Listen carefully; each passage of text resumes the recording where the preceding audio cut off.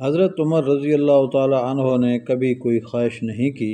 ایک دن مچھلی کھانے کو دل چاہا تو اپنے غلام یرکا سے اظہار فرمایا۔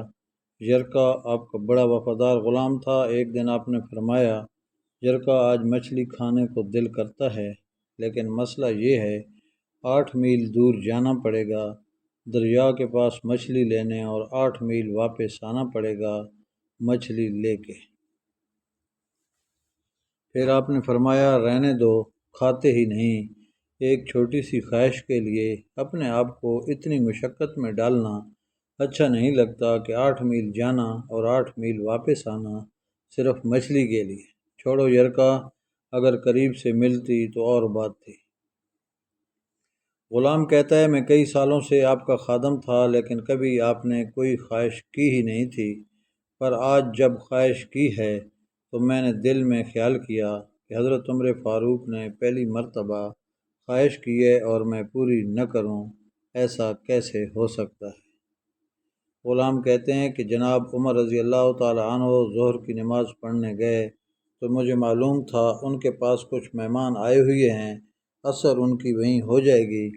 غلام کہتا ہے کہ میں نے حضرت عمر کے پیچھے نماز پڑھی اور 2 رکعت سنت نماز پڑھ کر میں گھوڑے پر بیٹھا۔ عربی نسل کا گھوڑا تھا، دوڑا کر میں دریا پر پہنچ گیا۔ عربی نسل کے گھوڑے کو 8 میل کیا کہتے ہیں؟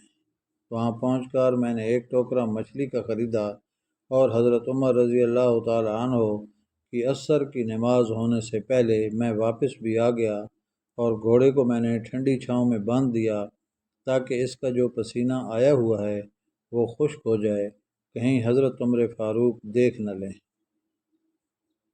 غلام کہتا ہے کہ گھوڑے کا پسینہ تو گرد و غبار گھوڑے پر جم گیا تھا، جو واضح نظر آ رہا تھا کہ گھوڑا کہیں سفر پر گیا تھا۔ پھر میں نے سوچا کہ حضرت عمر فاروق دیکھ نہ لیں، پھر میں جلدی سے گھوڑے کو کنویں پر لے گیا اور اسے جلدی سے غسل کرایا اور اسے لا کر چھاؤں میں باندھ دیا۔ جب ہماری خواہشات ہوتی ہیں تو کیا حال ہوتا ہے، لیکن یہ خواہش پوری کر کے ڈر رہے ہیں کیونکہ ضمیر زندہ ہے۔ فرماتے ہیں، جب عصر کی نماز پڑھ کر حضرت عمر فاروق آئے، میں نے بھی نماز ان کے پیچھے پڑھی تھی۔